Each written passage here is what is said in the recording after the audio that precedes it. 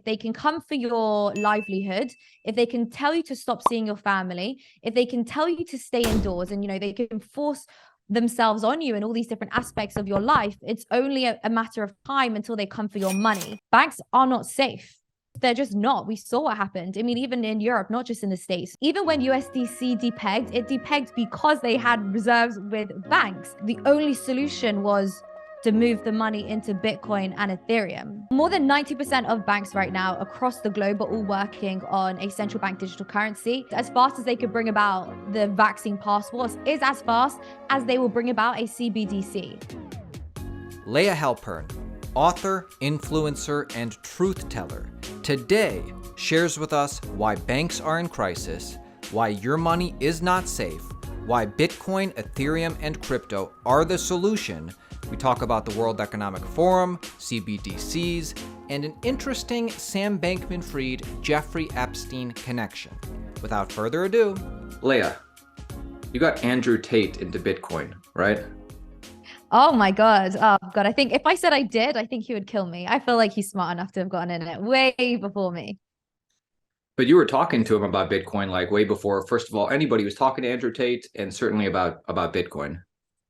Yeah, that's true. Absolutely. He's always been really pro leaving the matrix and saving yourself and everything like that. And so I was talking to him about Bitcoin and I think other cryptos, to be honest. I'm pretty sure I think he held some link, he was telling me quite a while ago. So yeah, the guy's smart. Of course, he knows all about Bitcoin and other different cryptos. For sure. Now, before we get too much into it, Layah, for the folks at home who maybe have only seen a TikTok of you or something, who are you? What do you believe in? And feel free to brag a little bit.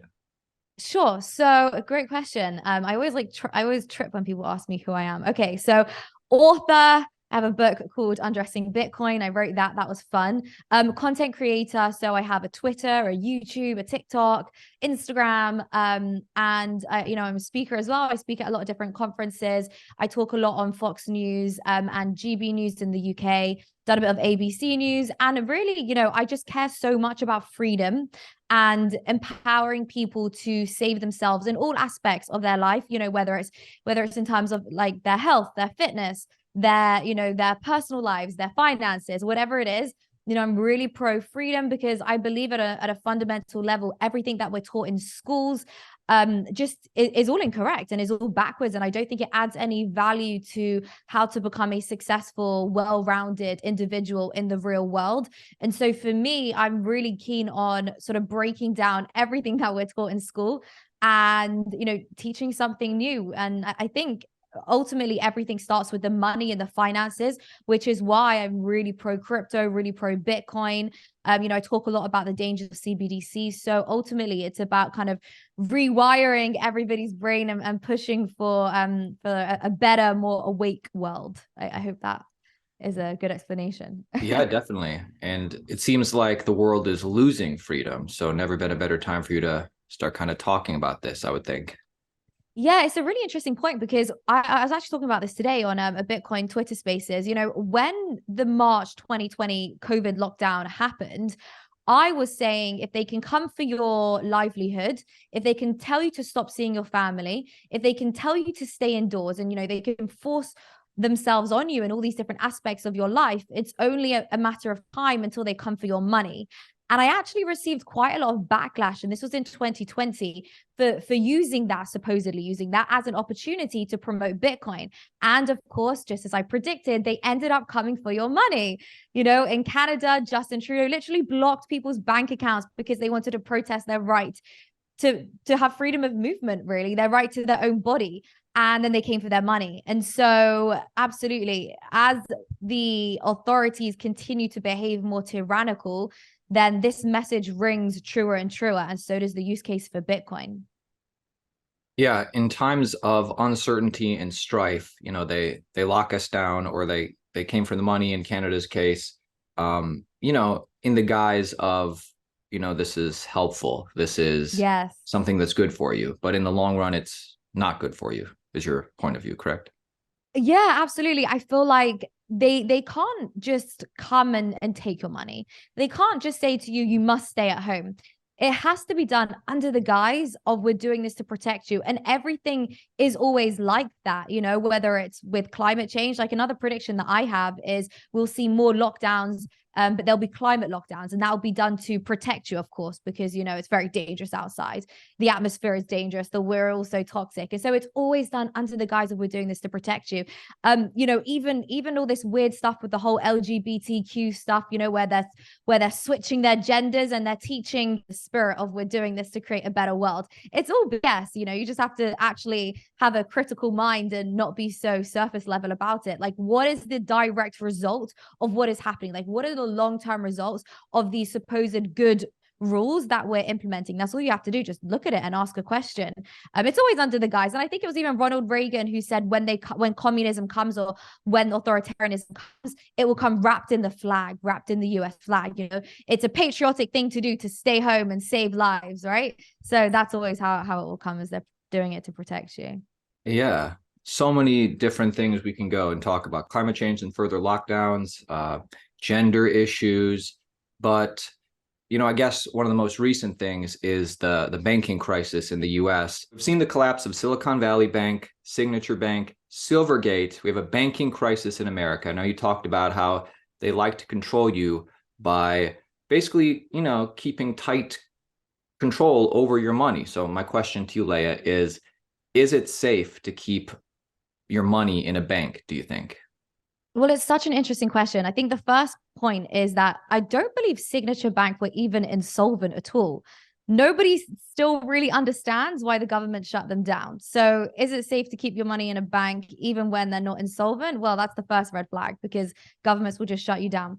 Second point is that in the US, you're only insured up to $250,000, which is interesting in and of itself, because it's like, is $250,000 the amount we should only strive to have? Like, with inflation booming, is 250K it? Like, should I not strive to have more? So I find that like a weird psychological number. So, okay, you're safe up to 250K, but like, that's all you're supposedly allowed. And then the third point is, I mean, is money even safe in the US dollar anyway? Well, no, given the level of inflation that we're seeing. And I don't think that the money printer is going to stop anytime soon. So I personally would not do that. I don't feel comfortable doing that. I think that the world is changing really rapidly. And the world as we know it today is not how it's going to be in the next 10 years. Banks are not safe. They're just not. We saw what happened. I mean, even in Europe, not just in the States. And so for me, it makes the most sense to put your money into the hardest asset in the world, which I believe is Bitcoin. Yeah, you know, you may not get those incredible returns like you get with, you know, shit coins and small caps and all these things, but at least you know that your money is safe there. And it's so funny because even when USDC depegged, it depegged because they had reserves with banks. And I thought to myself, you know, shit, I have money in USDC. Like, obviously I'm in crypto. I have money in stable coins. What do I do now? The only solution was to move the money into Bitcoin and Ethereum. Well, Ethereum, because obviously it's on the Ethereum network, but move your money into Bitcoin because these are like blue chip cryptocurrencies. Bitcoin is Bitcoin. It's like digital gold. It's the only place that I felt safe moving my money. I'm not going to turn it to cash. I'm not going to put it in. I'm not going to put it in the bank. Bitcoin. It's like the only thing that made sense. Right. The ways that the government or these banks can basically control you, as you mentioned, is one, just keeping your money in cash through inflation. It loses value now more than ever. Two, it's like they only want you to have or to be able to save $250,000 because, you know, after that, they're not protecting you clearly. And, you know, the problems are just getting worse. But isn't that weird? Just on that point, like, don't you find that weird? Up to $250,000. God forbid you should strive to have anything more than that. To me, it's just like, I don't know. I just find it so bizarre. There's no incentive to save. There's no incentive to be entrepreneurial. There's no incentive to make more. Oh, you're okay with 250K. You don't need more than that. Do you know what I mean? Yeah, they can print plenty to bail other people out in circumstances, but, you know, they can't basically protect a normal citizen who wants to save more than that. Right. That's what I'm saying. And then CBDCs, Layah, are these, you know, what are your thoughts? Are they coming soon? Well, more than 90% of banks right now across the globe are all working on a central bank digital currency. I believe Biden has instructed the Fed to start working on the digital dollar.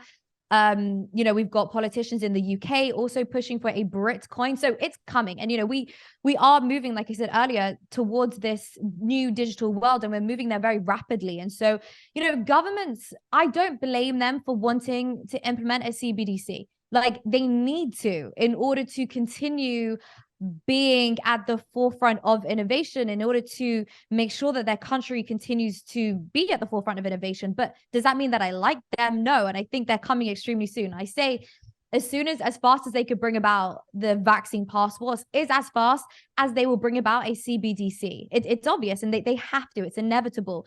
However, it doesn't mean that it's a good thing. I think the countries which will bring the CBDC is the countries that are already strong, right? So it's interesting that El Salvador doesn't bring out a CBDC. Obviously not, because their local currency is rubbish. And so they turn to something like Bitcoin. But absolutely, the West do everything China does. And so we will copy. America will bring out their digital dollar. The UK will bring out their Bitcoin, just like China. So is Bitcoin going to save us? I think what it does is create an option to opt out. And I think the world is going down a path whereby we will see two parallel societies: people who want to follow the government and the media and do everything that they say, and then those that are tired of the establishment. We're tired of being told what to do. We're tired of our money turning to rubbish. We're tired of all of this. And so we will choose to live in that way. I don't necessarily think Bitcoin will save the day in terms of taking down the system. The system, in my opinion, will always exist. You can chop off the head, but a new head will grow. That's the way that I look at it. But I think Bitcoin will allow a new parallel society and community to evolve, whereby we have the opportunity to work with like-minded people, to be friends with like-minded people, socialize with like-minded people, do business with like-minded people, whatever it is, in a hard asset where our money isn't being deflated. I think it creates an opportunity to live in a new world. Guys, Layah is bringing the alpha. Hit the like button. Follow Layah on Twitter. Follow Layah on YouTube below. Layah, I still have a few more questions for you. Where do I begin here? Okay, well, number one, if you were to give somebody, your number one piece of advice, they're getting into cryptocurrency, they're relatively new. What's your number one piece of advice you'd tell somebody? Oh, that's good. My number one piece of advice. Okay. It would have to be, so firstly, it would be Bitcoin is digital gold. So just understand that, like, you have Bitcoin, and that should be the place where you dollar cost average into. So you have that, be good with that and be comfortable with that. Now, do not start investing in anything else until you fully understand what these projects are, until you are using these projects yourself. Like, there's no point buying a coin if you do not understand the use case for that coin. If you are involved in that ecosystem and you like it, and you actually have a use for that coin, then fine, buy it because you believe in it and you use it. But don't try and chase the next pump and dump. Don't try and chase the next shit coin. Do not try and chase the next meme coin, because ultimately you just don't know. And, in crypto, there are ways to, figure out what might pump next just by having your ear to the ground and knowing, what the VCs are doing and who's building what. Okay. But not a lot of people actually have access to that kind of information. So that's why I would always say Bitcoin is gold, and everything else, only buy it if you use it and you see a direct use case for it. And I heard you speak once on Ethereum and Ethereum in the World Economic Forum. Are you wary of Ethereum? You know what? Anything which the World Economic Forum promotes, I am skeptical of. So they were promoting the Ethereum merge. They were very happy that Ethereum moved from proof of work to proof of stake. To me, that's a red flag. Anything that the World Economic Forum supports, I am naturally skeptical of, especially when you understand why were they supporting this. They don't like proof of work because of all the energy and the climate change and this and that, but it's so disingenuous, because when you understand Bitcoin, proof of work mining, and all of these things, you understand that actually it's not bad for the environment. It's the only way we can actually use wasted energy rather than energy just being, you know, wasted like it always is. It's the very first time that energy has really been decentralized. It can balance the energy grid, and there's all these different things which they just refuse to consider. And for me, the fact that they refuse to consider this is just incredible. You're supposed to be this, you know, some of the smartest people there, and they just can't consider the obvious. And the fact that they don't is a huge red flag for me. So Ethereum, I don't know. When the World Economic Forum support it, I don't know about it. And especially because, you know, Circle, the stable coin, which uses Ethereum, that's also a red flag to me, because, you know, they're very much part of the establishment. We saw what happened to them. I find it very interesting that they were able to secure the peg. I mean, it should have crashed like every other decentralized project, but obviously it's not decentralized. But, you know, like everything else in crypto, am I complaining that it didn't lose the peg? No, because I know a lot of people would have lost a lot of money. However, you know, it's just interesting to see. It was basically like a bank bailout. So yeah. Now, you said that Bitcoin, at least in the short and midterm, it's not going to upend the entire financial system, and more likely it's going to be a way for people to opt out, people to have a choice. Now, if that means that the World Economic Forum isn't going to be going away for the next 5, 10, 15 years, and they're supporting Ethereum, hey, maybe even though they're bad guys, maybe they're going to really pump up Ethereum. You know, it's very true. I think it's like saying XRP could win the law case, and, you know, the price could pump, but XRP is still working with banks. Like, you can get in and out for a short gain. And I wouldn't tell anyone not to do that, you know, especially with Ethereum. Like, I will trade Ethereum because I understand all the technology that's being built on it. But when I make the money, am I holding it in Ethereum as this safe haven, which I want to use and which I trust and which I value? And, you know, I look at it as this store of value. No, I will make my money and I will move it from Ethereum into Bitcoin. I think everybody should have that capitalist mindset, which is, how can I make as much money as possible and save myself and save my family? I think that's important, but understand that leaving your money in Ethereum is not smart. Eventually you will be able to turn that network on and off again. I am sure of it, especially because it is proof of stake, which I believe is far more centralized than proof of work. You know, the bigger stake you have, the more of an influence you have in the network. So yeah, make your money and move it out of it. All right. I like that you provide the interesting takes. I get one more random thing, because, you know, when the FTX collapse was happening, you were going on Fox, you're going on different places explaining the situation with FTX. I mean, my specific question is, I heard you give a Jeffrey Epstein, Sam Bankman-Fried connection once. Is that something you believe in, or what's your take on that? Yeah, sure. Do you know what, Aaron? Like, I don't believe anything I read. I don't believe anything I see on the news. I would be so open to the most ridiculous take that there is, because we don't know the truth about anything. And so, yes, I am open to whatever. So so this is just like a conspiracy theory that I heard, and I will admit it's just a conspiracy theory, but it goes as follows, if I can remember. It's basically that, how do you say her name? Ghislaine Maxwell? Ghislaine? Okay, let's go with Ghislaine. Ghislaine Maxwell, her father was an extremely rich man. And I believe that he died, and we don't know why, back in like the 90s. And then Jeffrey Epstein popped up out of nowhere with all these billions, and nobody really understood how he made his money. He just sort of popped up onto the scene.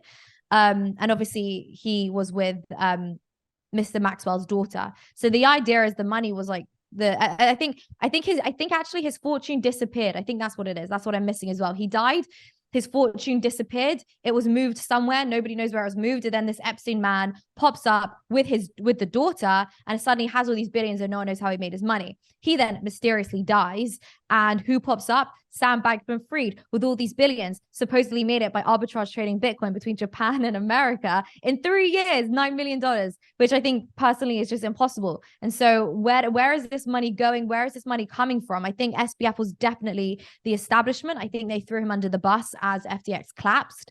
You know, if whatever reason he says things he's not supposed to say, or his parents know things and say things that they're not supposed to say, then he could, you know, get Epstein. I don't know. But what I'm saying is, I think they're all part of the establishment, and the money is just moving from different places. Right. It's a conspiracy theory, but I believe it. Why not? That they want us to believe there are aliens in the sky that they shot down. So I believe this. Why not? You know what I They're mean? trying to distract us with those aliens, right? Oh yeah, 100%. Maybe. I mean, I think that could be a possibility. But if Sam Bankman-Fried did somehow get some of Epstein's money, he better watch out now that they're going through courts that he doesn't get Epsteined. Well, I think it's all about what you say and whether or not you keep your mouth quiet. From what I understand, it's his parents who are behind the whole thing. His parents are like and I've seen Ben Armstrong talk more about this, but his parents are the people who fueled all of this. And like this one went to school with this one went to MIT with that one. Gary Gensler, he's involved, chairman of the SEC. They all knew each other. They're all friends. The father taught this person, the mother taught that person. This one went to school with that one. This one dated that one. They're all incestuously intertwined. And I don't understand how you work that closely with the SEC for 6 months, more than 6 months, and you don't know that the company's insolvent. For me, it's just way too many suspicious red flags. So I do believe, yes, that there is more to the story. I mean, FTX was literally about to become the crypto arm of the establishment. They were working with regulators. They were working to have a monopoly on the entire market. Imagine if they had that monopoly. Like, imagine how the establishment would literally be able to control the entire market, the entire industry. It's truly incredible. So, yes, I do believe that SBF is a puppet of the establishment. Layah, thank you so much for coming on today. Links to Layah's stuff down below. Follow her on YouTube. Follow her on Twitter. Just want to get some final thoughts from you. Any final thoughts on either Bitcoin or the banking crisis? Anything? Yeah, absolutely. Well, firstly, thank you so much for having me on, Aaron. Love your channel. Love everything that you guys are doing. I actually get a lot of information from you when it comes to the altcoin space. So I appreciate all of that.